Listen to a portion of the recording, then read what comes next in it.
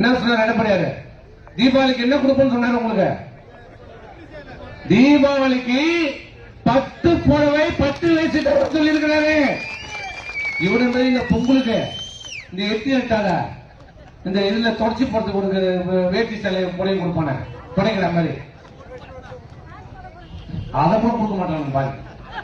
இப்ப நான் கொடுக்க போறோம் 2000 ரூபாய் வீடு, ஸ்கூட்டி, 10 புடவை. போனாச்சு நாங்க என்ன சொன்னோம்?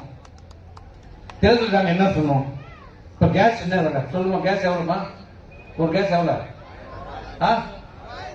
1000 ரூபாய் வச்சுக்கணும். நாங்க என்ன சொன்னோம்? நாங்க என்ன திமுக என்ன சொன்னோம்? 100 ரூபாய் கேஸுக்கு மானியம் தராங்க. சரி 6 கேஸ் வரனா 600 ரூபாய் தான் ஆச்சு மானியம். அந்த 600 ரூபாய் கொடுத்தானா 100 ரூபாய் கொடுத்தானா 1 ரூபாய். நாங்க என்ன சொன்னோம்? எடப்பாடியார் என்ன சொன்னாரு? 6 கேஸ் உங்களுக்கு ஓசில தரங்க.